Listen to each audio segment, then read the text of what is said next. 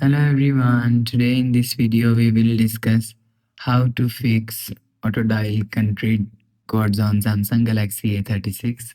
Let's start the video. First of all, go to app library. Here click on phone app. After click on phone app, click on this three dot icon and click on settings. Now in call settings, scroll down. Scroll down and click on other call settings. After click on other call settings, so you will see roaming assistant is here. Click on roaming assistant. If you want to fix this problem, so select ask for each calls and turn off roaming assistance button. After turn off roaming assistance button, go back to home screen. So that's how you can fix auto dial country codes on Samsung Galaxy A36. If you like the video, please subscribe. Thanks for watching.